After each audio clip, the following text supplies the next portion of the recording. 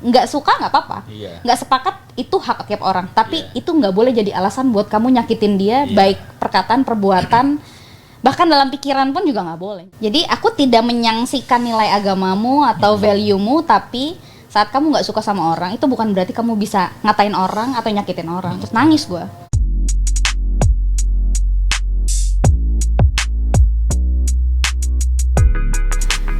Hai teman-teman, kita kembali lagi di Unboxing Friends. Kali ini yang mau di unboxing adalah temen gue yang udah berapa tahun yang lalu ya. Terakhir ketemu itu zaman COVID baru mulai. Ayu Oktariani. Halo semua. Apa nih sobat unboxing? Nggak tahu sebutannya apa, teman-teman kayak apa gitu. Oke. Ya ini kalau teman-teman ngelihat kok kayaknya gue happy banget, ya emang happy ya. Kita terakhir ketemu itu, gue ingat gue, Doni, Catur itu mampir ke Cozy Kopi ya. Ya di Bandung, Cozy Kopi. di rumah. Itu masih ada? Masih dong. Dan itu di awal-awal pandemi ya. Di tahun pertama. Iya, pandemi lah, comeback itu. Stronger. Karena itu gue ingat ketika tes COVID, hasilnya reaktif sama tidak reaktif. Kalau selanjutnya kan bukan itu ya kalau nggak salah hasilnya ya. Oh, bukannya di sini kalau tes? Sebelumnya itu masih zaman ambil darah. Wah, aku belum pernah soalnya yang ngambil darah. Belum segini, belum colok. Iya. Ya berarti kan tahun-tahun awal COVID COVID baru mulai belum ngetren band COVID. Masih awal-awal ya. Iya, itu kita ketemu dan baru 2001 lah nggak betul. 2 tahun kemudian. Dan itu juga sebelumnya kita udah bertahun-tahun nggak ketemu ya. Iya lumayan. Lo inget nggak pertama kali kenal gua kapan? Tahunnya lupa ya. Momennya aja momen. Tapi momennya adalah pada saat akhirnya kita memutuskan untuk bicara tentang social media teknologi untuk konteks HIV gitu. Karena selama ini kita cuman mainnya sendirian nih orang-orang kantor karena punya interest itu gitu. Terus sayang kayaknya kalau nggak disebarkan ke teman-teman yang lain. Nah, itu harus belajar sama gurunya gitu. Akhirnya mainlah ke Assalamualaikum ICT Watch. Masih di kantor yang lama. Pertama kali itu sebenarnya sama Mas Doni, sama Mbak Sita. Iya, Mbak Sita dan Mas gitu. Doni. Dari situlah akhirnya kenalah sama orang-orang antik ya. Gua tuh taunya dulu IAC. Ya, betul, Indonesia AIDS Coalition. Oda Berhak Sehat. Oda Berhak Sehat. Oh iya itu dia. Oda Berhak Sehat dulu. Yang akhirnya kita bikin film Lini Masa ya. Lini Masa 1. Itu Ayu. Teman-teman bisa cari di YouTube tuh. Lini Masa 1. Wah, Ayu ada di situ tuh ya. Tentang. Tapi bentuknya nggak kayak gini, mungkin nggak ngenalin. Oh iya ya. Berarti kan kita sehat. Iya, masih bertahan sampai sekarang. Masih hidup betul. Masih hidup.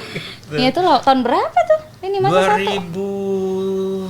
Lini Masa 1 kayaknya 2010 masih sama deh. Om Ono ya. 2010 deh kalau nggak salah. Atau 2009 ya. Kalau nggak 2009 2010. 11 ya. Nah, itulah. Kalau nggak salah lah. Nanti kita coba lihat ya. Tahun-tahun belum ada TikTok, Instagram, nggak tahu deh. Pokoknya kita Twitter banget anaknya.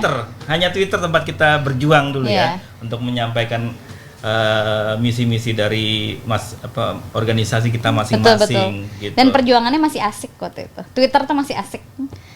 Emang Twitter yang jadi asik? Nah ini. Takut banget aku sekarang sama orang-orang di Twitter.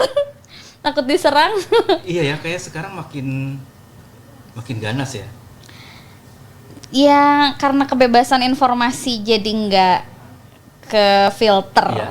Aku ngerasanya jadi kayak semua orang berhak untuk menghakimi orang lain tanpa melihat apa penyebab orang melakukan sesuatu atau mengatakan sesuatu gitu. Nggak dicerna dulu. Padahal gitu. Kan di kita awal-awal ada Twitter tuh ya, kita di situ juga ada yang namanya tren tweet war. Ya. Gue jadi inget Doni tweet war sama Tifatul Sembilan. Aku ikut kok. Ikut juga kan. Oh, aku tweet warnya sama Ibu Ripka Ciptani. Oh, Ripka Ciptani. Itu zaman dulu ya. Pada akhirnya kita bisa kolaborasi kan. Betul. Gara-gara tweet war itu. Gara-gara tweet war jadi Gitu. Jelas sebenarnya harus perbaikannya di sebelah mana. Kenapa ada teman-teman sih juga yang nanya, lu kan dulu sering ribut tapi kok bisa kolaborasi? Ya, karena kita ketika menyampaikan aspirasi melalui media sosial bukan karena membenci kebijakan, Ya, bukan betul, membenci betul. pemerintah, enggak. Betul. Kita pengen didengar. Betul. Dan gimana lu sebagai pemerintah ya bisa memperhatikan suara kami Iya, gitu loh. iya, Kan iya. kayak gitu ya. Iya, betul Sehingga sekali. ketika mereka terbuka sama kita, ya apalagi kalau bukan kolaborasi yang Betul. kita harapin kan Betul. gitu. Hampir semua tweet war kami itu berujung di DM sama menterinya atau sama orang DPR-nya Iya. dengan permintaan maaf dan apa yang bisa kita lakukan, habis itu bisa ketemu bareng. Nah, yuk. Gua kan gua nggak apa-apa ya. Nggak apa-apa gitu, dong. Gitu. Gua kan taunya dulu lo di Oda Berhak Sehat, lalu di IAC, dan terakhir kemarin ketika gua ke Tulung Agung ketemu Mbak Ria. Oh, Mbak Ria. Neng Surabaya. Yo, orang Surabaya. Ketemu Mbak Ria. Oh iya, yang kalian bikin pelatihan terus Iya, Mbak Ria ikut di jadi salah situ. satu peserta. Gua kan, Mbak Ria dari IPI. Gue inget IPI yang gue inget sebenarnya Baby Rivona. Iya, koordinator kita yang dulu. Oh terus IPI sama Baby Rivona Mbak. Gue bilang, oh enggak sama Mbak Ayu. Hah, Mbak Ayu? Asli gue baru tahu tuh. nggak tahu? Gue nggak tahu kalau Oh, di alah. IPI gitu.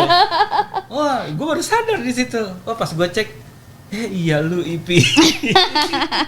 Nah, apa sih yang ada nggak perbedaan antara Oda, IAC sama IPI dari sisi isu yang dipegang? Ada Apa tuh? bedanya. Bisa lu jelasin? Kalau samanya dulu ya. Iya. Kalau samanya kami sama-sama berjuang dan bergerak untuk isu HIV. HIV.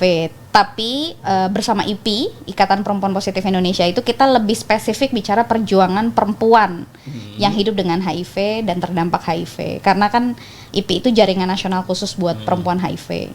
Jadi kalau bicara isunya itu, kalau bicara dari sudut pandang gue pribadi, kalau dulu memang akhirnya harus belajar melihat dari helikopter view nih kebijakan yang lebih luas gitu. Sekarang udah umur juga kali ya, agak capek kalau Bukan capek, bijak. sekarang memutuskan untuk spesifik bergerak untuk teman-teman perempuan gitu, perempuan jadi dengan isinya HIV. perempuan dengan HIV. Betul. Jadi hanya lebih spesifik bedanya. Iya, lebih spesifik.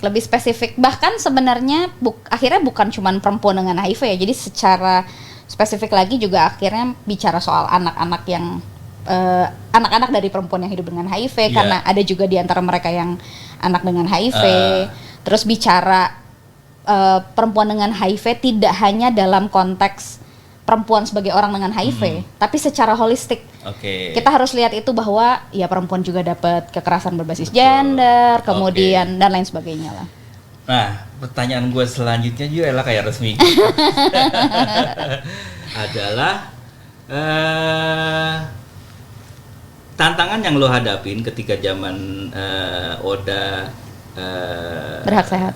Sehat, lalu IAC dengan sekarang IPI, ada pergeseran nggak? Kalau yang gue tahu dulu ya, dulu kan gue tahu teman-teman kita itu, teman-teman Oda tuh kan berhadapan banget selain soal regulasi, juga dengan stigma, Ya. stigma terhadap teman-teman Oda. Dulu kan kayaknya gimana gitu loh, ya.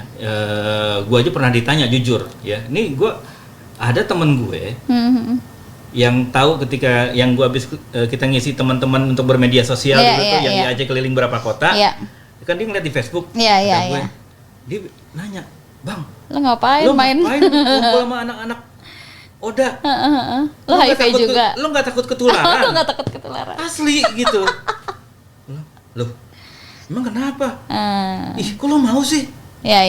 Loh, mereka punya hak untuk bisa berkampanye di media sosial, dan itu tugas ICT Watch. Gue bilang tugas teman-teman gue, kerjaan gue kayak gitu. Kan di sana juga ada, selain Oda juga banyak LGBT bang. Gitu. Lah emang kenapa? Ya. Gitu. Itu gue aja sebagai temen. Ya. Itu kena tuh. Ya. Nah, zaman sekarang masih banyak nggak sih tantangan kayak gitu? Atau udah ada berita baik gitu? Kalau bicara tantangan isunya sebenarnya nggak terlalu berubah ya. Diskriminasi soal isu HIV itu sendiri masih ada, meskipun sudah jauh lebih baik, karena kalau dulu kan kita kerjanya sendirian nih, kayak cuman kita doang nih yang ngomongin soal HIV di sosial media, di Twitter. Sekarang semua orang ngomongin. Dan platformnya makin banyak. Betul. TikTok, terus Reels, terus ya semualah, you name it lah. Itu udah banyak banget. Jadi gue nggak perlu lagi bahkan ngejawab satu-satu HIV adalah gitu ya, atau HIV tidak menular melalui gitu. Itu semua orang udah bisa jawab itu. Meskipun tetap aja ada orang-orang yang tutup mata telinga dan tidak mau melihat secara lebih keilmuan gitu ya, bahwa COVID bahkan lebih menyeramkan. Betul. Ya kan. Nah, cuman memang tantangan yang makin kuat meskipun isunya sama, ya memang konteks isu LGBT ya, ragam gender dan seksualitas yang akhirnya terus digoreng. Dijadikan hidangan utama gitu loh.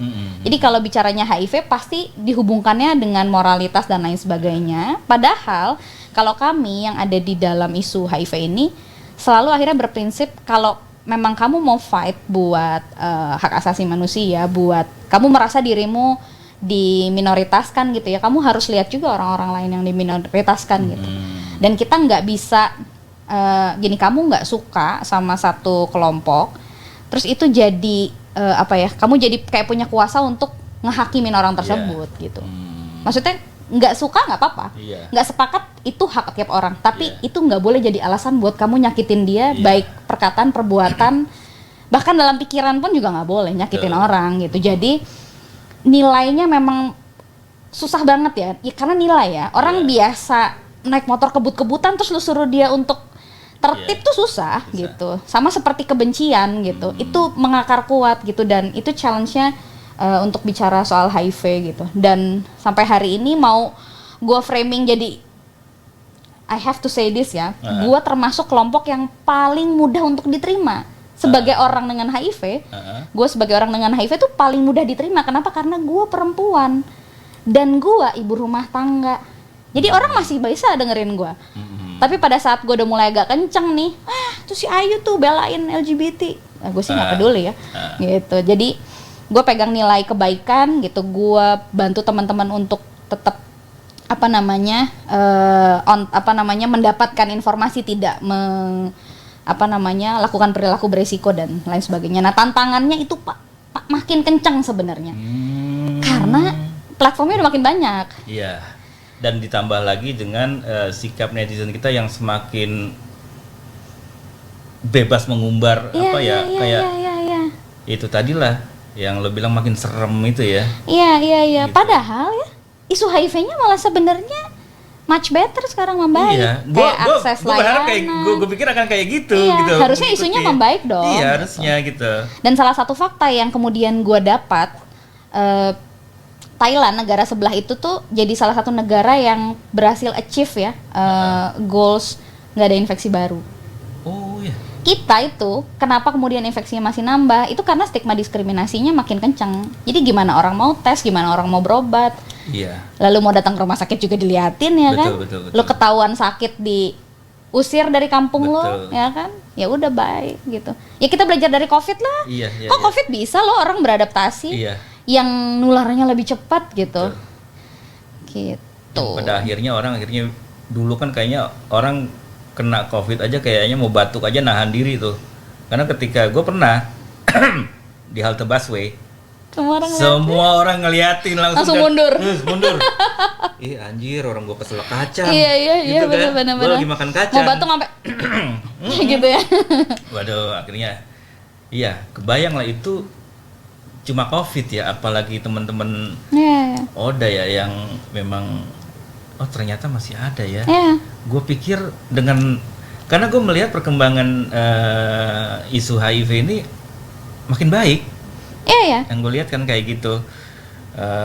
Untuk mendapatkan akses ARV betul, juga mudah betul, gitu kan. Cuma ternyata memang masih ya. Terutama mungkin Ada perbedaan nggak sih teman-teman di daerah yang mudah diakses akses kesehatan dan digitalnya dengan di daerah yang sulit akses internet atau akses kesehatannya?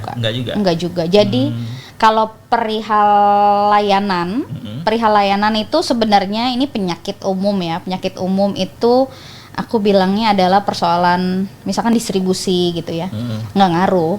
Itu mah emang kebijakan daerah aja yang jelek mah jelek aja. Oh gitu. Ya, nggak usah jauh-jauh lah, Bandung aja. Sorry ya, orang Bandung ya. Kang Bandung, Kang Feby ada di Bandung. Teman-teman dinas kesehatan ya kan. Bandung aja yang paling dekat dengan Jakarta itu perkara distribusi itu kadang-kadang masih bermasalah gitu karena dinas provinsinya ada di kota Bandung, dinas kotanya ada di Bandung, itu sebelah-sebelahan juga kadang-kadang masih bermasalah. Jadi nggak ada hubungannya dengan percepatan teknologi informasi gitu. Emang bagaimana pemerintah setempat atau dinas setempat bisa memperbaiki sistem itu mah kan perkara angkat telepon aja itu atau laporan gitu kan. Gitu. Yuk kita ngopi dulu yuk. Asik. Kopinya dari mana tuh? Ini kopi bukan saya yang sediain, tapi temen gue yang datang. Ini kopi dari mana yuk? Kopi dari warung, dari kedai di rumah. Oh, di rumah ya? Kok aku ya? Kusangu. Kosangsu. Oh Kosangsu. Kopi pisang susu. Oh, bukannya mereknya kemarin apa? Apa? Nama tokonya Cozy. Nama tokonya Cozy. Oh, ini produknya. Ini salah satu ininya, best sellernya. Ada Instagramnya di. Jadi sebenarnya Cozy itu banyak banget di seluruh Indonesia udah banyak. Salah satu cabangnya itu yang ada di rumah kami, promo. Ini boleh promo? Boleh. Ada di Jalan Veteran nomor 2. Itu tuh, pokoknya dekat Jalan Braga.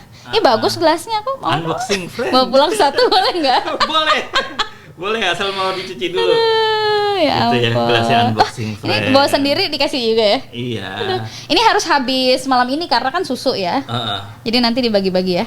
Oke, unboxing tanpa friend. Pengawet soalnya. Minumnya langsung yang bawa.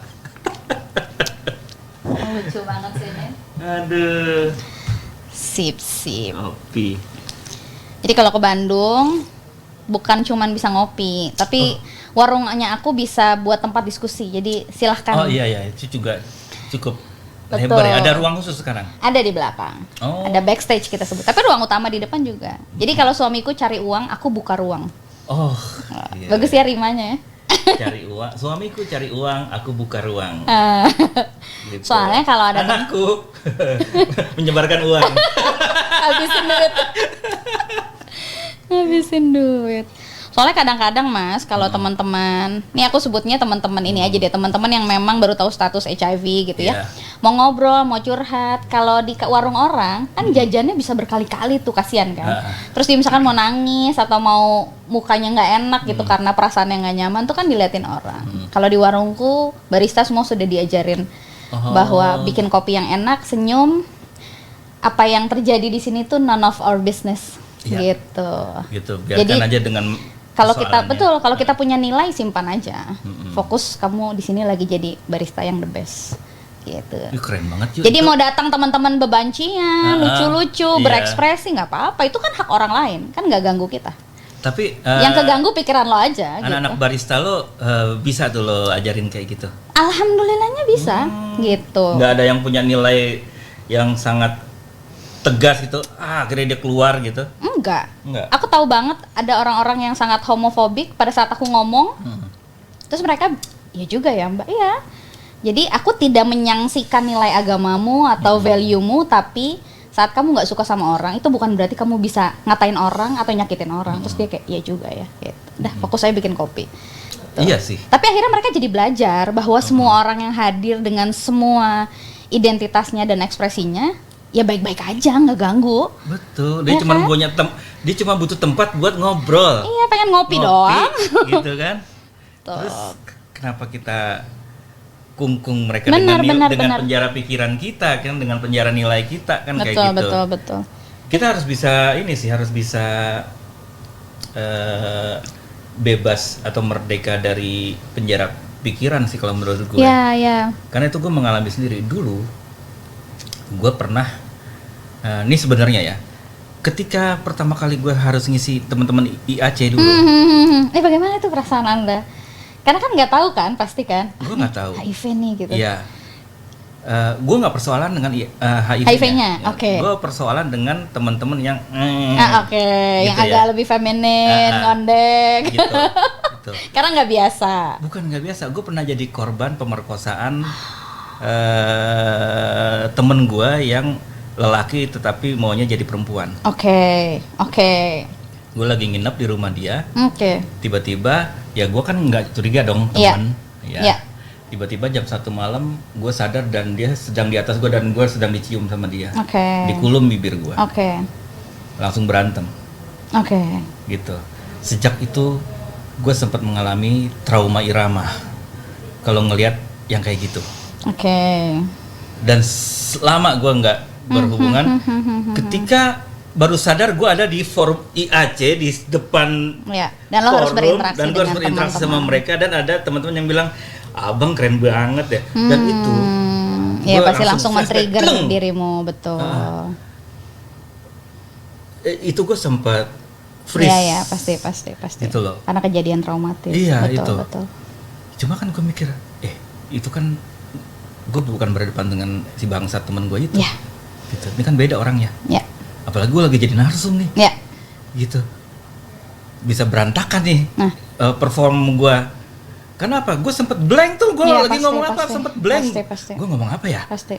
Kayak gitu. Untungnya ada pertolongan slide kan. Gitu. Nah, ya pada akhirnya gue belajar lah dan itu gue sempet freeze di acara IAC itu. Tapi sesaat itu juga gue harus langsung berubah. Gue harus, yang jadi masalah bukan dia.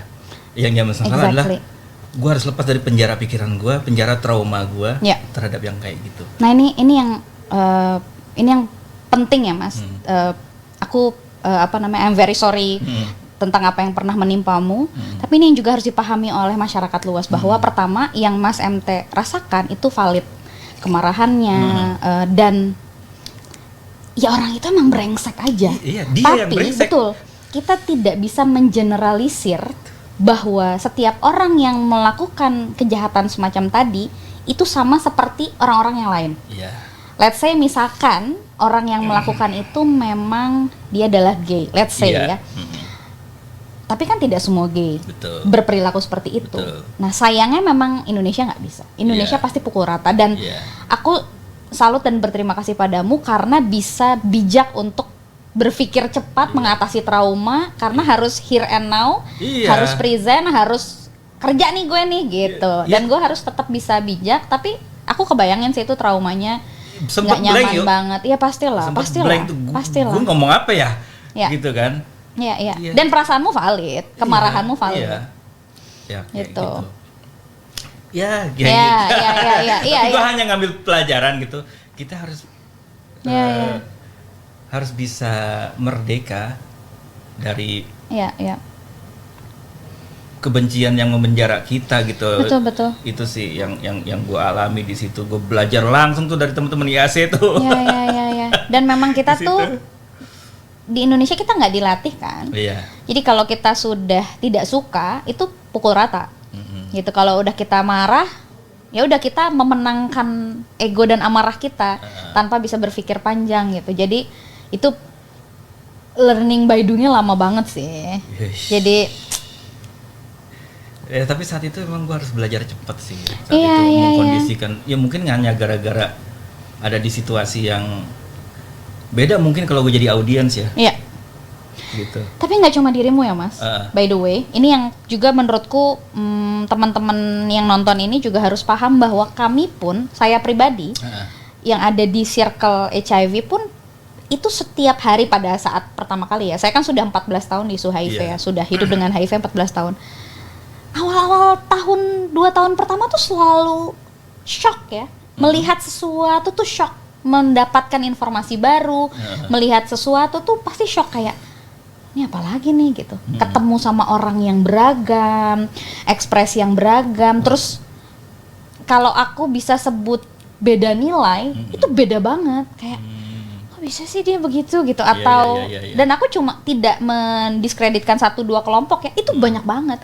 HIV itu segitu banyaknya. Jadi ngelihat orang yang kita pikir baik tapi ternyata kok tapi dia baik gitu. Tapi kata orang atau ngeliat orang yang jelek, yang diomongin orang buruk, nggak buruk kok, bagus kok gitu. Jadi itu yang bertahun-tahun gue pelajarin, Mas. Bayangin ya, kan akhirnya gue temenan nih sama teman-teman pekerja seks, teman-teman pengguna nafsa, teman-teman LGBT, specifically teman-teman gay, teman-teman transpuan. Tapi aku juga ketemu nih sama orang yang dibilang baik-baik. Karena kan dulu kan sebelum ada di lembaga yang bicara soal kebijakan dan lain sebagainya, advokasi, lo kan gue di lapangan juga sama. Itu gue pernah megang kasus yang apa namanya, aku takut.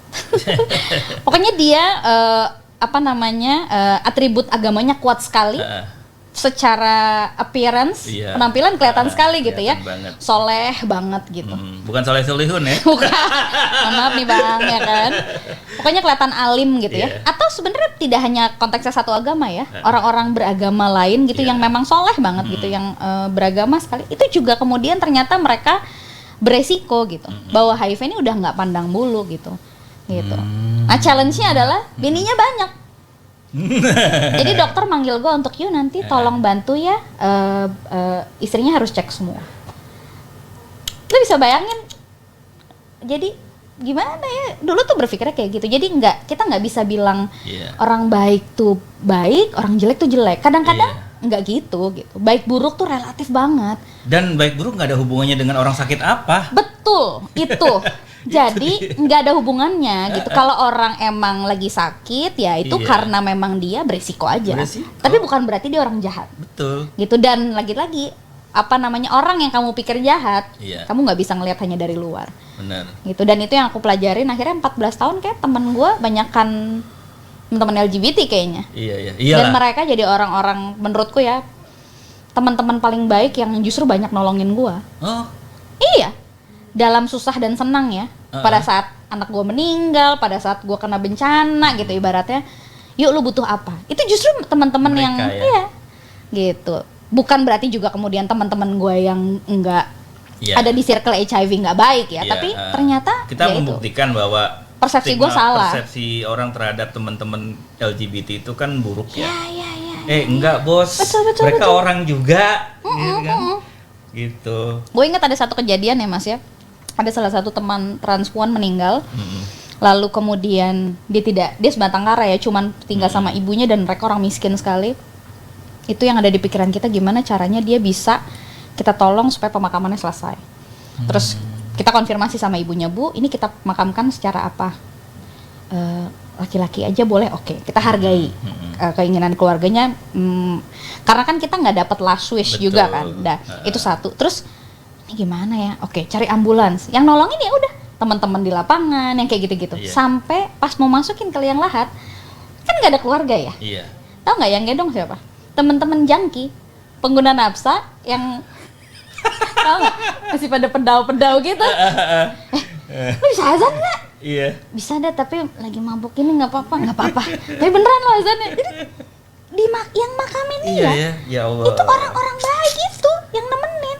Sampai beres semua, itu justru teman-teman yang ya tadi ya dibenci sama semua orang gitu. Dan aku kayak wah gila sih, ini merinding sih gitu. Jadi gue merinding dengernya nih. Iya, kan kamu nggak tahu siapa yang akan nolongin kamu pada saat kamu meninggal nanti gitu. Dan itu bukan ukuran bahwa ini nggak ada yang nemenin nih, dia orang baik atau bukan. Enggak, itu bukan urusan lu, itu mau urusan Tuhan sama dia. Gitu. Tapi ternyata banyak orang-orang yang sayang sama dia, dan tadi orang-orang yang dipikir sama orang kebanyakan adalah bukan orang baik.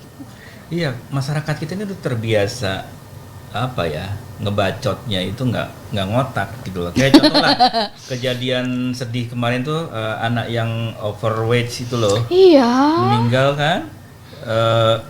Gua tuh kaget ya, ada netizen yang komen, nih anak sakitnya aja nyusahin orang. Itu nggak punya hati kali ya. Emang dia nyusahin kamu? Makanya, lu cuma kenapa kamu komentar? Kamu tuh cuma nonton. Dan itu banyak ternyata, nggak cuma satu. Iya. Gue emang hobi ngebacain komen-komen orang sih di beberapa kasus viral gitu. Buat gue hiburan. Gitu. Hiburan, gue pengen tahu. Aku tuh takut marah loh. Takut sedih. Itu belajar kita untuk melatih kesabaran. Melatih kesabaran gitu. Dan Ya gue ngelihat realitas kan, Ya. kan realitas kita memang di Ya. Mayantara ya. Ya, apa tuh? Mayantara ya internet lah gitu Oh, ya. Mayantara, bukan Maya, Nusantara. Bukan, Oh, Mayantara. Gitu. bagus nih. Maya Istilah baru nih. kan dunia maya dan di antara kita gitu ya. Di sekitar kita. Gitu. Siap. Nah, itu gue seneng lihat komen-komen orang dalam kasus apapun kan, juruhan, apa, politik segala macam. Ya.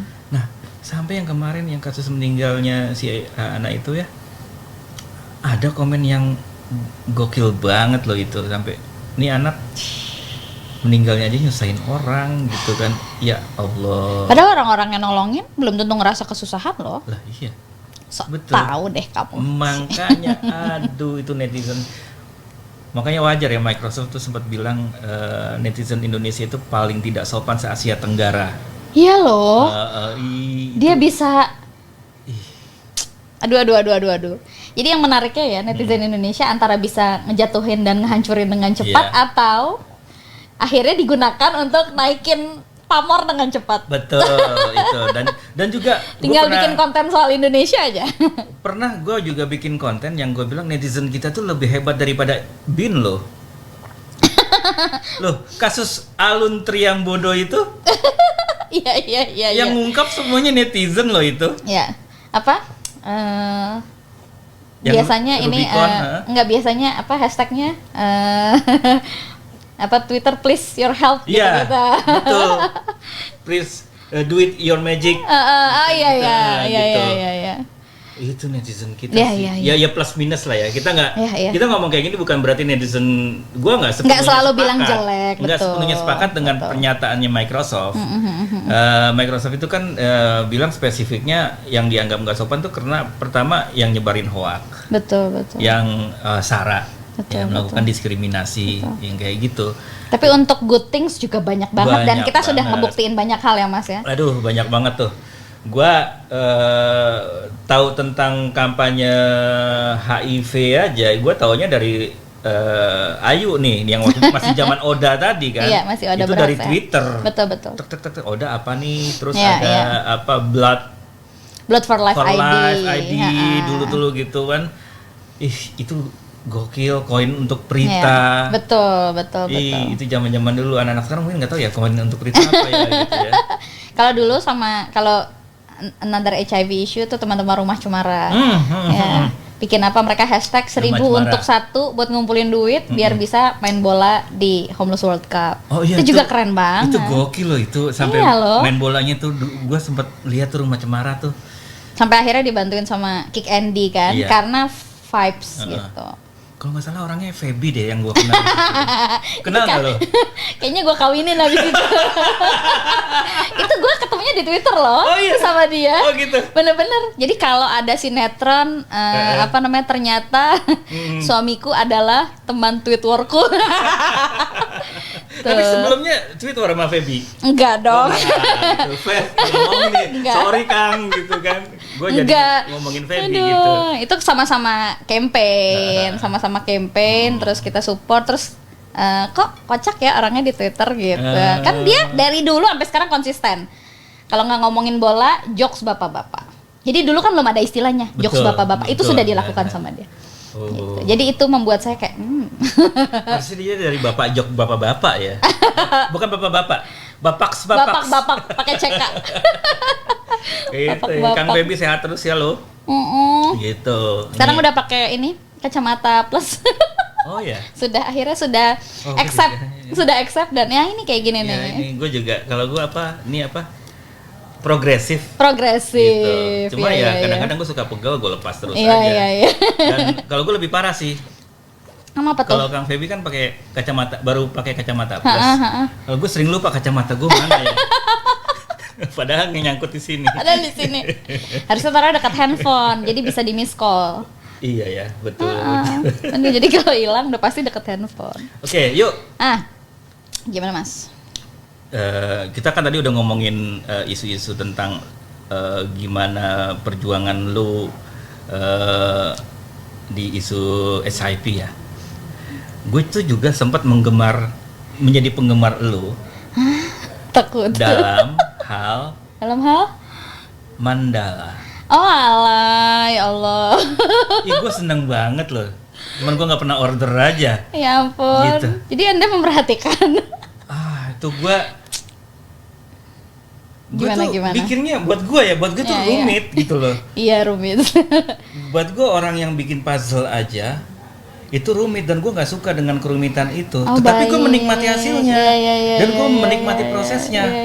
Gue suka nonton di medsos itu yang proses-proses orang bikin apa kayak gitu. Dan salah satu yang gue suka adalah ketika lo rajin mengupload mandala. Lo sejak kapan melakukan itu dan kenapa itu akhirnya menjadi tempat lo mungkin sebagai entah itu katarsis entah apa gitu. Iya ya Allah, aku nggak nyangka lo ditanyain ini. Oh ya. Aduh, gimana ya nyeritainnya ya? Ya kan kita temen. Iya. Gitu. Ini kita masih lama nggak? Bebas. Biasanya satu ini semester jelasin. Iya, oh gitu. Nggak ada yang bercanda. Oke, jadi gimana ya? Jadi gini. Tunggu. Iya. Sebelumnya lo mengira gue akan bertanya tentang apa? Ya HIV aja sampai habis. Oh. Enggak lah, gue ngeliat lo nggak di situ doang gitu loh. Oh, terima kasih loh. Wow, aku tersanjung loh.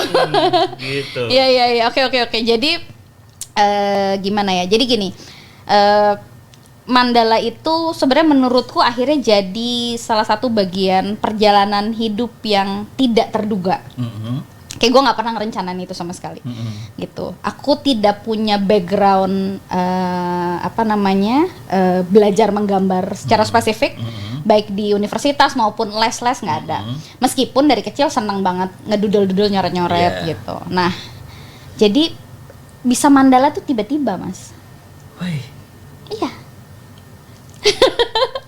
Nah ini buat yang nonton ya, ini agak cocok logi nih ceritanya nih. Kalau gue taunya mandala, pertama kali gue tahu, gue dua hal yang gue tahu tentang mandala.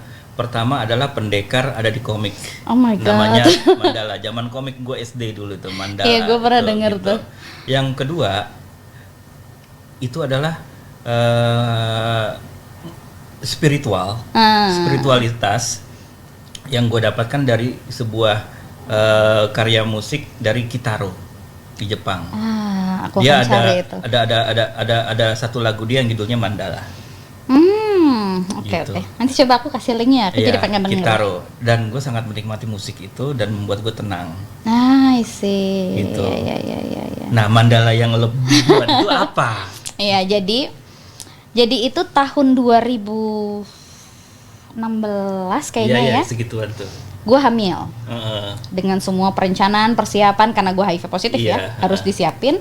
Tapi ternyata kehamilan gue itu secara psikologis tuh nggak bagus buat gue. Aku mental breakdance jumpalitan, rasanya nggak enak aja selama kehamilan. Jadi 6 minggu pertama tuh chaos aja, bener-bener nggak bagus secara psikologis. Jadi entah gimana waktu itu di perjalanan aku ngegambar aja gitu, ngeruntel karena selalu bawa buku dan alat tulis gitu. Jadilah sebuah bentuk yang waktu itu masih belum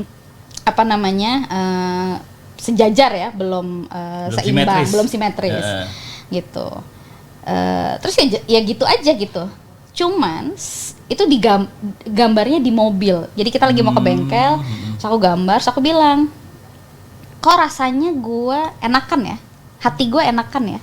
Aku ketika bilang melakukan proses ketika itu. menggambar gitu, bilang sama Feby.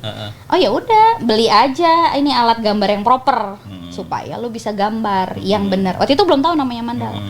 Jadi itu cuman kumpulan pattern yang jadi lingkaran aja makin besar gitu. Lalu kemudian beli alat, beli buku gambar dengan semua alat seadanya dan nggak punya nggak tahu gitu mana sih alat yang bagus gitu nggak ngomongin kualitas, yang penting gambar. Terus itu tuh sehari, akhirnya kan mulai menggambar. Sehari itu aku bisa gambar 4-5 mandala. Wow. Sehari. Jadi ya udah gambar aja, dan itu kan pattern ya. Yang tidak pernah aku pelajari sama sekali, tapi itu kayak muncul aja gitu. Udah tahu nih habis ini layernya ini apa sampai dia jadi. Itu selalu passionnya adalah bergerak, dan kondisiku jauh lebih baik mentally, psychologically.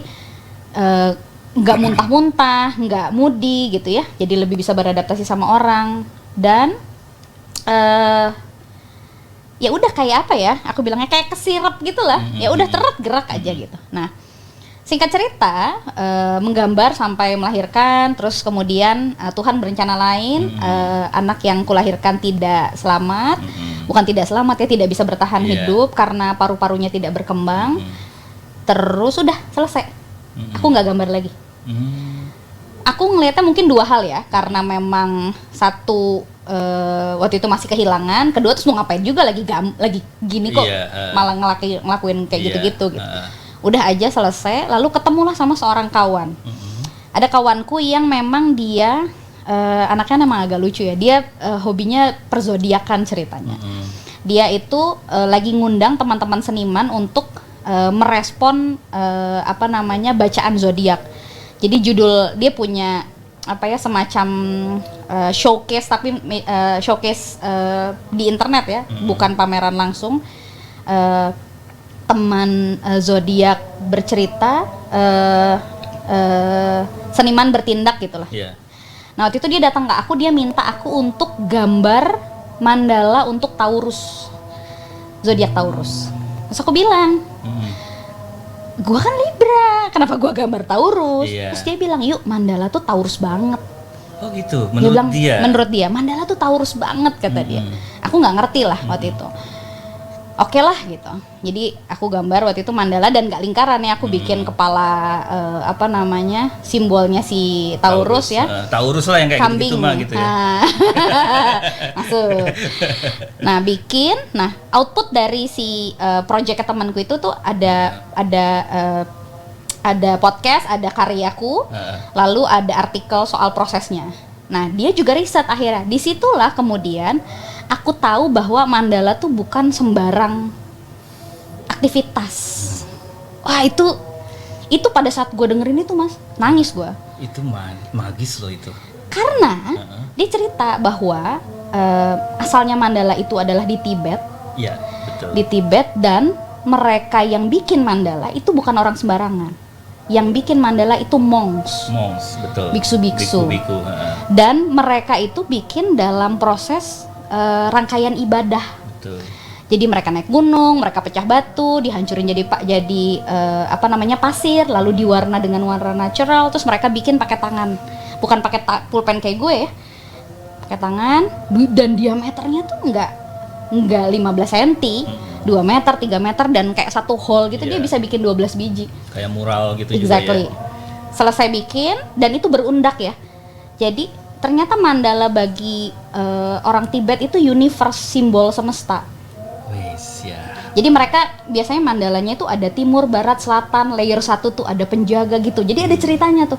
Sampai akhir selesai, terus mereka ibadah. Tahu apa yang terjadi?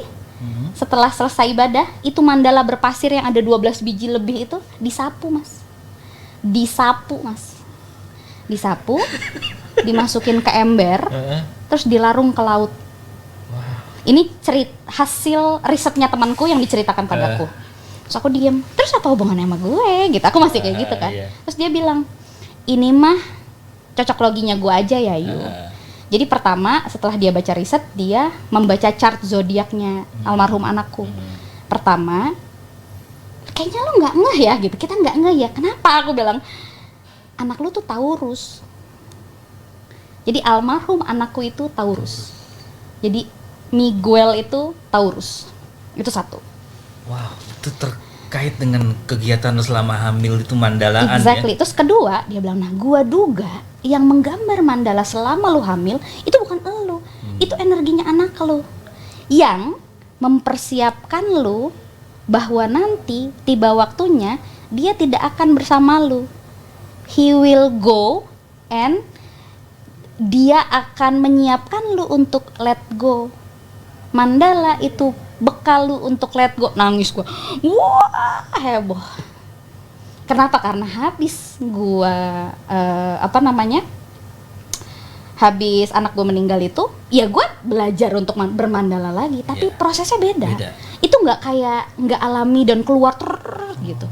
Wah tuh gokil mas, gokil banget. Sampai akhirnya Ya ada, singkat cerita, ada banyak fase. Kemudian aku akhirnya berangkat ke psikolog dan segala macam, karena kan memang setelah anak meninggal itu ada banyak pukulan mental. Dan belakangan akhirnya aku tahu bahwa aku kena PTSD, post traumatic syndrome disorder. Dan itu tidak disadari sama sekali. Beres setahun terapi bersama psikologku cuma bilang gini, gambarlah mandala di semua keadaan, jangan hanya pada saat marah. Dan disitulah kamu kembali mengenal dirimu. Jadi energi Miguelnya itu tetap hidup, gitu.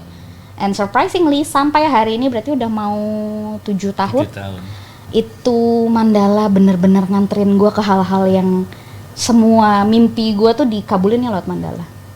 Seperti nonton YouTube. Oh iya, lo nonton YouTube tuh gue jualan mandala.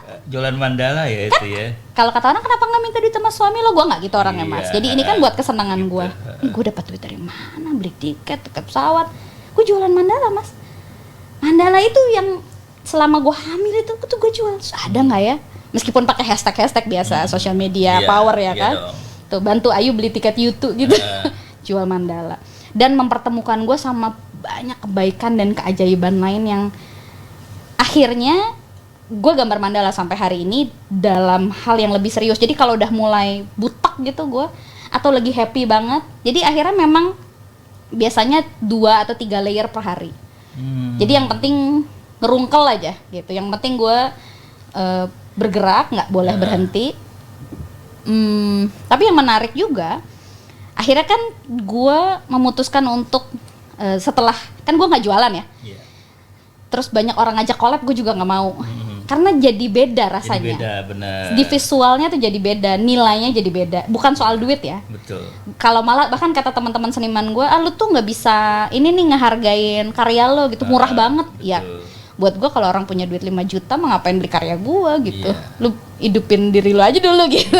Buat aku sampai kayak gitu. Nah, habis jual-jualan mandala buat beli YouTube, buat beli tiket YouTube itu, akhirnya mulai banyak orang berdatangan. Untuk mau dong gambar mandala gitu. Akhirnya aku open order, tapi memang spesifik. Aku nanya dulu, emang kenapa? Aku bilang, buat apa gitu. Jadi aku butuh orang tahu value si mandala itu. Dan prosesnya memang akhirnya itu jadi banyak yang mistis juga. Jadi cocok lagi, itu cocok logi gitu. Jadi orang-orang yang datang itu selalu membawa pesan baik untukku juga untuknya gitu. Jadi aku ya somehow bukan juga dukun ya gue, tapi gue harus bisa ngerasain vibes lo butuh apa gitu, baru kemudian mandalanya akan bicara gitu. Iya, karena kan mandala bukan sekedar karya seni, tapi itu sebuah yang gue bilang tadi, prosesnya adalah sangat spiritual. Betul. Gitu loh. Yang namanya spiritual kan nggak dalam bentuk doa-doa dan mantra-mantra ya. Exactly. Bahkan goresan mandala saja, goresan pena aja. Apalagi kalau tadi temen lo bilang berangkat dari Hmong di Tibet itu kan.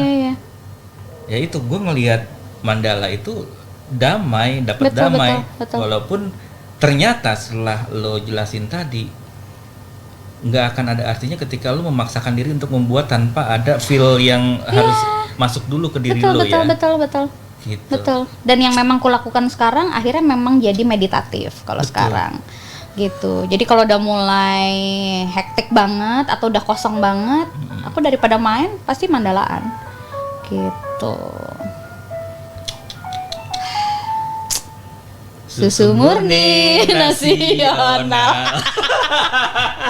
Kedengeran nggak? Kedengeran. Jadi kita lagi rekaman di studio, tukang susu murni itu lewat. Kita apa banget ya? Itu ringtone obat gue itu. Oh iya? Iya.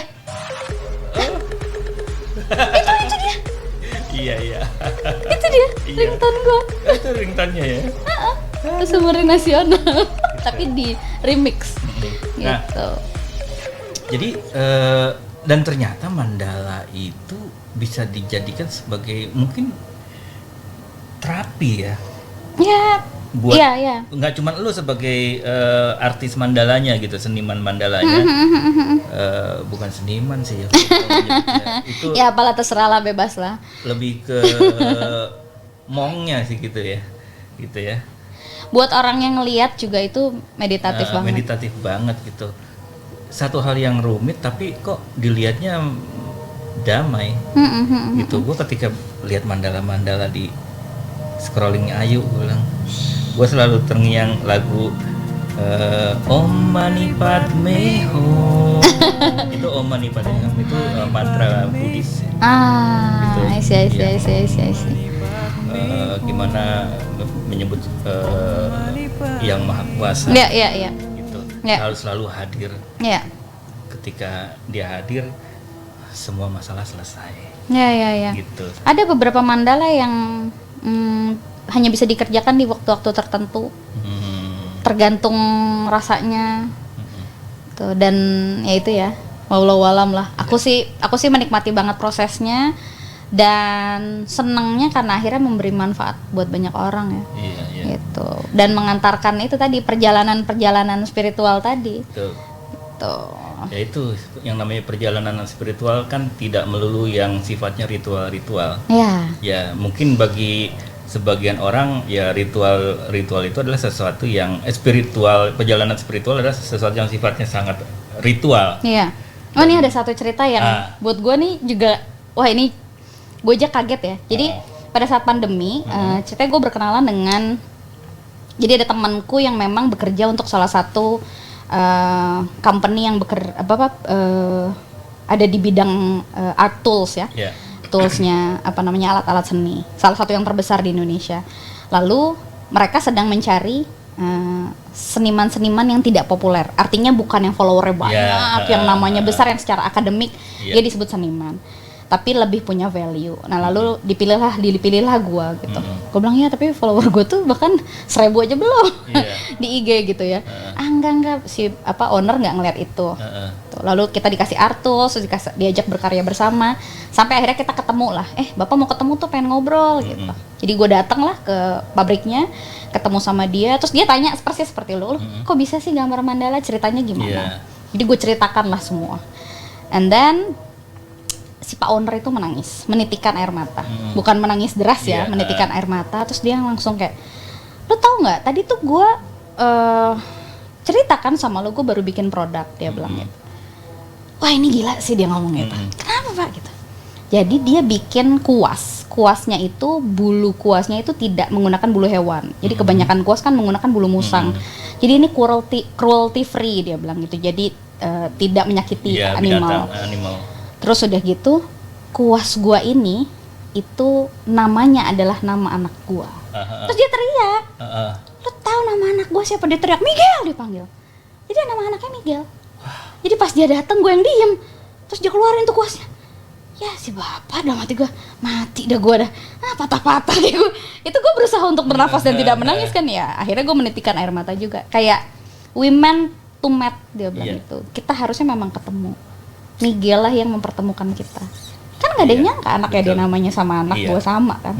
Gitu. Jadi pada saat dia cerita itu gue kayak, ya itu another story lah. Banyak banget sebenarnya cerita sepanjang 7 tahun itu yang sampai hari ini gue gak habis pikir sih. Tuh. Dan kalau lagi-lagi menurut temanku adalah ya itu, energi anak ini terlalu besar sampai dia tidak bisa hidup sebagai manusia, tapi dia hadir tetap dalam hidup lu dalam bentuk mandala. Itu lo ya? Ya. Lo bisa mendapatkan sebuah ruang yang sangat pribadi sekali dengan mandala, yang akhirnya sangat mempengaruhi kehidupan lo berikutnya. Yang mungkin lo nggak akan meninggalkan itu gitu kan. Dan yang poinnya sih kalau yang gue tangkap, proses spiritual lo itu tidak dipaksakan dan terjadi begitu saja dengan mandala. Nah, satu yang perlu gue minta saran dari lu nih, Aduh. Apa nih? Banyak teman-teman kita yang stres ya. Gue juga stresan kan orangnya gitu kan. Apalagi kalau bikin konten yang suka ngaco-ngaco, ketawa-ketawa, itu sebenarnya gue lagi stres gitu kan. Kadang-kadang suka bikin konten ketawa sama Acep, Ventura gitu kan. Itu sebenarnya pelampiasan biar fresh lagi aja. Sit down komedi ya. Nah kayak gitu. Nah belajar dari pengalaman lo itu, apa sih yang bisa lo sampaikan ke teman-teman lo di circle lo aja yang ngalamin stres, yang ngalamin depresi, berdasarkan pengalaman lo dengan mandala itu? Apa yang mau lo pesen ke teman-teman lo? Sebagai sebuah pelepasan emosi, pelepasan marah, pelepasan stres. Terutama buat gue sih. Nomor 1, lu harus memvalidasi perasaan lu. Jadi apapun yang muncul itu valid ya. Kayak nggak boleh lu lawan sebenarnya. Oh gitu. Iyalah, kan itu dikasih sama Tuhan. Marah lu, sedih lu. You have to be grateful. Okay. Sama seperti pada saat gue depresi. Yang tidak gue sadari itu ya, pasca anak gue meninggal. Itu gue ada 3 bulan gue nggak mau ngelakuin apapun, bahkan sholat. Lalu laki gue marah. Gue bilang gue lagi marah, termasuk sama Tuhan. Ini nggak boleh diikutin. Tapi kemudian gue bilang gini, Pak, perasaan marahku nih yang bikin Tuhan. Aku lagi pakai. Berarti aku masih percaya sama Dia. Kalau lu melarang gue marah, berarti lu lu tidak mengakui bahwa Tuhan menciptakan rasa marah.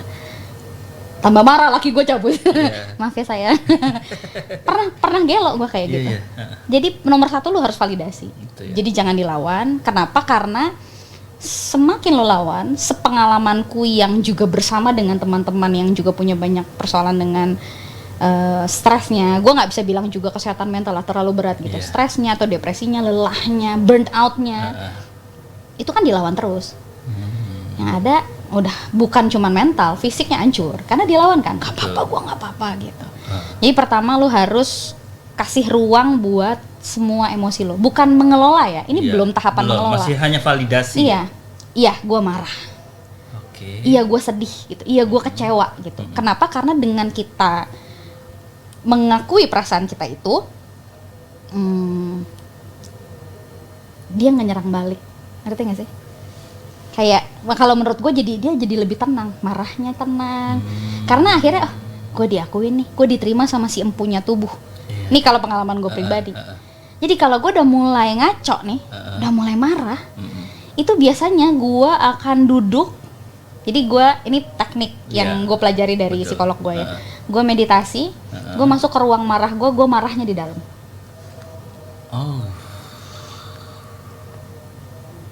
Ya gitu deh pokoknya. Gue biasanya akan menutup mata, terus gue masuk ke dalam diri gue tuh gue beneran marah-marah. Jadi gue menganjing-anjingi diri gue ataupun apapun keadaan yang bikin gue marah, tapi di dalam sampai rasanya lebih enak. Biasanya yang belum bisa di dalam itu gue nangis. Kalau gue lagi sedih banget itu biasanya gue minta waktu. Untungnya orang kantor sama orang rumah udah kooperatif tuh. Jadi kalau udah mulai kusut, gue cuma bilang ini, gue mau ke kamar dulu ya, dengan muka yang udah gak kabaran.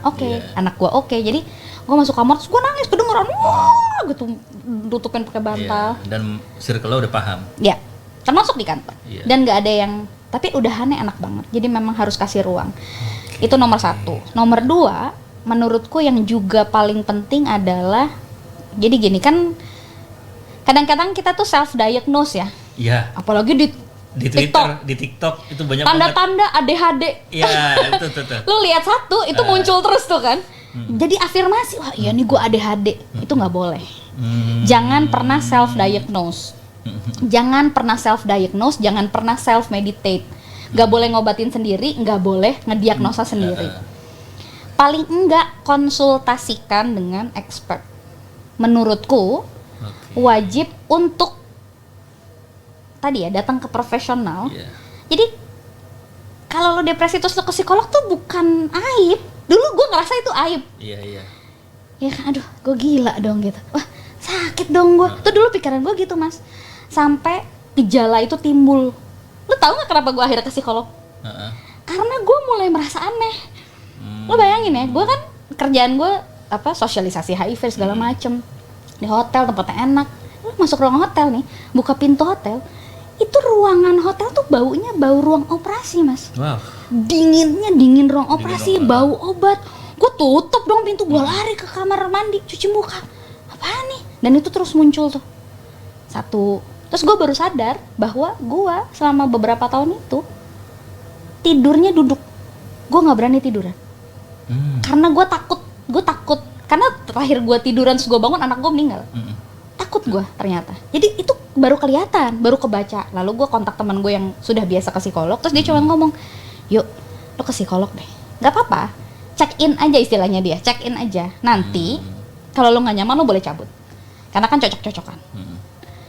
Wah edan sih, tapi emang itu deal kesepakatan sama diri sendiri. Jadi pada saat gue memutuskan untuk ke psikolog, disitulah kemudian gue ngerasa kayak ada loh orang yang bisa mendengarkan cerita gue, perasaan gue, pengalaman gue dengan valid, nggak pakai tapi. Dia nggak ngehakimin gue, malah dia membantu gue untuk nggak ada yang dihapus loh mas, nggak ada yang di-erase, nggak ada yang dibuang, dibantu di filing. Ini ditaruh di sini, ini akan muncul lagi yuk.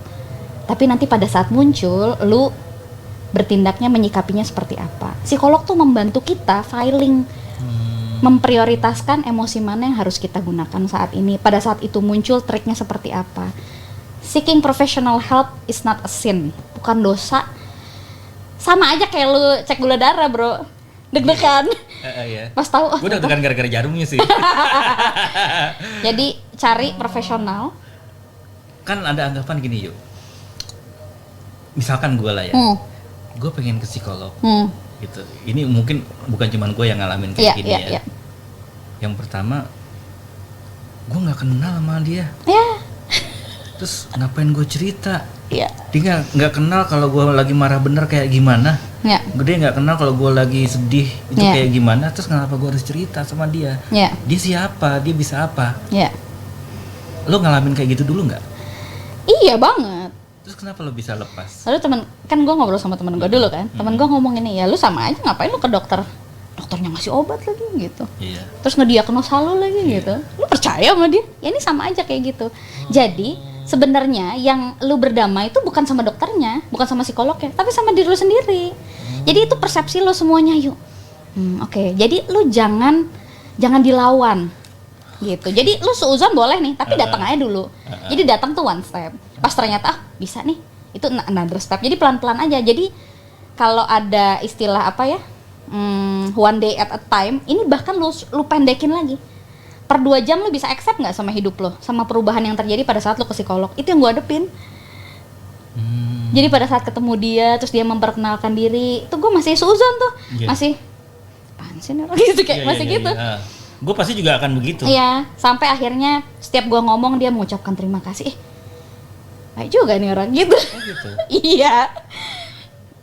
Jadi emang cocok-cocokan. Tapi ada juga mungkin yang mungkin lu nggak nyaman. Sampai kemudian kita bikin apa tuh namanya kontrak ketemu kan tiap minggu kan. Gue ketemu tiap minggu. Dan waktu itu kan gue itu akhirnya memang ada general check up-nya dan lain sebagainya. Dicek kadar stresnya, di EKG dan segala macem. Karena bahkan mendengar cerita soal hidup gue sendiri aja gue nggak kuat gitu kan, gitu. Sampai di titik kemudian tadi, kok jadi setiap habis gue cerita gue kayak, bisa lu cerita sama dia. Gue ngomong sama diri sendiri. Gue kan tipikal yang suka ngomong sama diri sendiri kan. Itu bisa. Coba besok lebih terbuka lagi gitu. Terus kalau gue nggak nyaman, gue akan ngomong, ibu saya sebenarnya nggak nyaman. Iya nggak apa-apa Mbak Ayu. Tarik nafas dulu. Kira-kira yang Mbak Ayu nyaman boleh diceritakan, yang tidak usah. Gue makin cerita. Kenapa? Karena dia nggak maksa gue. Gitu. Jadi memang akhirnya menurutku itu jadi 2 arah ya. Pada saat lu memberikan kesempatan pada diri lu percaya, itu suasananya akan terbangun. Tapi kalau lu lawan terus, gua rasa sampai habis juga nggak bakal enak. Iya, betul gitu. Ya. Kalau gua nomor 2 yang gua pikirin waktu itu cuma duit. Mahal berapa nih? Iya. Gitu ya. Tapi sejujurnya worth it. Gitu ya. Itu menurut gue itu sangat layak untuk gue perjuangkan. Kenapa? Karena akhirnya gue bisa berdamai sama diri gue. Gue nggak bilang sembuh ya. Karena kan trigger itu tetap ada. Betul. Trigger itu tetap ada, tapi gue sekarang tahu gimana caranya berhadapan dengan trigger. Atau bahkan mempersiapkan diri, gue tahu gue akan berhadapan. Kan trigger ada yang tiba-tiba, wah, ada yang gue tahu nih, gue akan ketemu siapa, atau gue akan. Nah itu tuh. Gue denger apa ya, misalkan musik, terus ada satu kata aja, kata lagunya Tulus aja, lagunya Tulus apa sih yang bikin lo nangis ya? Itu dulu nggak bisa. Kesenggol lagu Tulus udah bisa nggak makan, bisa diem, bisa nggak huleng gitu. Semua yang berhubungan sama mencintai diri, keluarga itu konsep-konsep motherhood hancur gitu. Akhirnya bisa berdamai. Cari pertolongan. Yang ketiga, ini juga menurut gue penting ya. Lu harus set up 911 ala lu gitu. Jika terjadi sesuatu pada diri kita, gitu, ya ada orang yang memang benar-benar bisa membantu. Untuk kita kontak langsung di kondisi darurat ya. Betul. Tuh. Dan kalau gue pribadi punya agreement. Kayak misalkan ada sahabat gue panggilnya Neng ya. Neng, ya Neng, lagi oke nggak? 5 minutes gitu. Jadi dia menyiapkan diri untuk dengerin lu. Iya, karena kalau dia lagi nggak oke, gue nggak boleh masuk. Dan di situ gue juga accept. Berarti gue harus ke 911 gue nomor 2. Oh iya. Tapi kan agreement dulu. Lo mau nggak jadi 911-nya gue? Wah, itu gue nggak pernah kepikiran tuh. Iya. Step ketiga ini nih. Tuh, termasuk salah satunya adalah akhirnya aku percaya suamiku jadi 911 gue. Gitu. Dan itu biasanya, jadi akhirnya kan dilatih kan, kayak gue cuman perlu didengar. Atau lu bisa nggak kasih gue advice? Itu dari awal kita harus bantu direct. Karena kalau nggak, kasihan dianya, kasihan kitanya. Karena ekspektasi kita tidak dipenuhi kan. Gue pengen direspon nih, kok dia diem aja. Ternyata dia lagi nggak baik-baik aja. Gak siap. Bahkan untuk yang bukan 911, ini catatan penting dalam berkomunikasi ya. Kalau lu pengen cerita sama orang, lu tanya dia lagi baik-baik aja nggak? Itu penting banget gitu. ya. Misalkan, Mas, gue WA lu gitu. Lagi di mana gitu? Lagi di rumah nih gitu. Lagi oke nggak? Gue pengen cerita deh. Wah, dan lu harus bisa bilang kalau gue nggak bisa. Iya. Jadi masalah orang itu bukan dosa lo. Gak boleh jadi beban lo. Lo boleh bilang nggak. Sorry ya. Ini gue baru banget balik. Gue udah 2 minggu nggak pulang-pulang. Misalkan lo boleh cerita. Sorry ya gitu. Kalau lo masih bisa oke, besok pagi yuk teleponan. Iya. Gitu. Jadi lo harus bisa bilang tidak bisa bantu orang atau bisa bantu orang. Lu sebagai diri sendiri yang butuh juga harus bisa dengan legowo nanya, dan pada akhirnya kalau dapat penolakan nggak apa-apa. Tuh. Yang terakhir ada satu lagi. Apa tuh? Jangan gantungkan kebahagiaan lu pada orang lain. Sedih lu, nasib lu, bahagia lu tuh ada di lu. Iya. Karena kalau orangnya nggak ada, hancur dong. Betul. Hidupku adalah anakku, nggak bisa coy. Kalau anak lu tiba-tiba ke Amerika sukses jadi presiden gitu terus sendirian, hancur, nggak bisa. Benar. Jadi tadi berbahagialah atas semua upaya-upaya hidup dan achievement yang tadi cuman achievement per 2 jam itu. Nggak usah achievementnya jangan one day itu berat juga gitu. Lu bisa bertahan 2 jam dari sekarang tuh gitu. Ya, tadi yang pertama memvalidasi, kedua kita harus cari tempat orang untuk pertolongan ke orang yang benar profesional.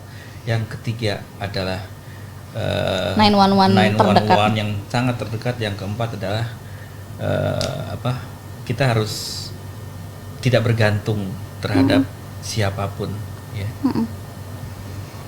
Oke banget ya. Dan itu susah semua ya, susah semua. Kebanyakan yang jadi 911 tuh buat orang sekarang itu medsos. Iya. Oh, justru itu. Gitu ya. Kamu tahu nggak kenapa? Aku nggak tahu. Aku belum cerita ya. Aku tuh kan di IG tuh ada ada close friend. Aku nggak punya close friend. Oh, nggak punya. Kalau gue nggak mau cerita, gue nggak akan cerita. Ngapain membebani itu pada orang-orang yang masuk kepada close friend lo? Emang close friend lo mau denger?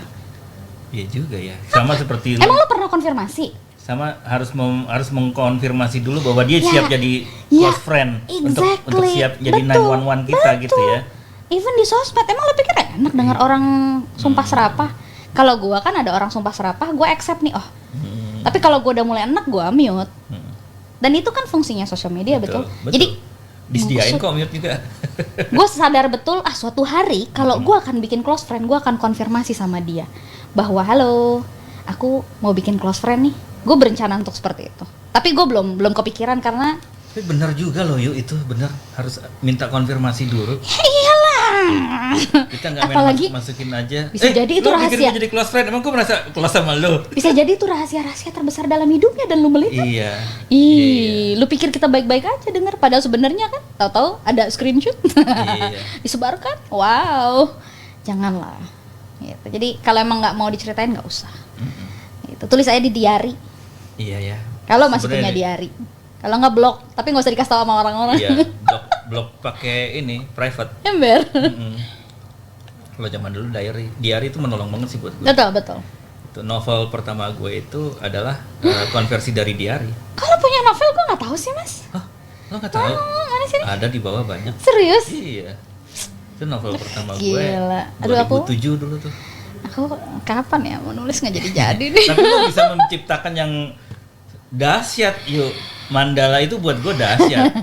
Itu diary visual. Kalau ya? gue menulisnya, gue melampiaskan dalam bentuk teks, kata, lo dengan bentuk mandala, dan itu gokil sih buat gue karena gue sendiri menikmati itu walaupun itu buat gue rumit, susah banget, pasti susah, itu nggak bisa gue gitu, bahkan bikin puzzle aja gue nyerah, yang udah jelas-jelas ada. Iya. Blok-bloknya. Tapi gue malah nggak bisa. Kayak sekarang kan udah ada platform apa buku yang dijual diwarnain. Itu gue nggak bisa. Terus stres gue. Oh gitu ya. Oh itu depresi buat gue. Kayak aduh apaan sih nih. Mendingan gue gambar dari nol. Gitu. Daripada gue harus ngewarnain. Gue nggak suka. Berarti memang cara orang untuk mengobati dirinya, menenangkan dirinya memang beda-beda ya. Betul. Gitu ya. Apa namanya katarsisnya atau coping mekanismenya beda-beda.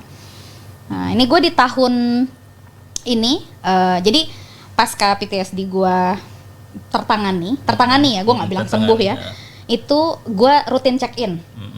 Jadi ketemu sama psikolog gue per 6 bulan sekali, atau kalau urgent per 3 bulan sekali. Awalnya mas seminggu sekali ya?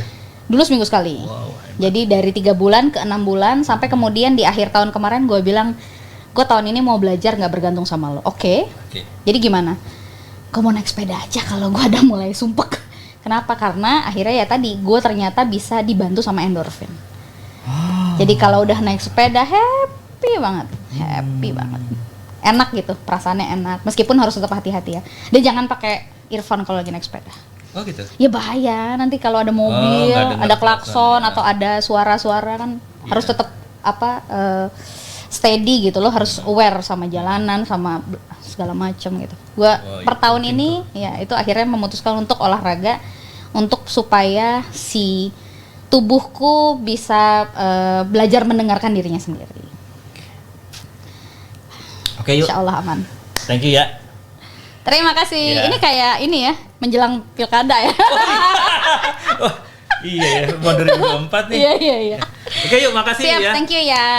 Oke, Mas MT dan teman-teman. Saksikan terus nantinya setelah Ayu siapa lagi teman-teman gua yang akan gua unboxing, dan ya nonton aja terus unboxing di Internet Sehat di YouTube-nya dan di Spotify Matahari Timur.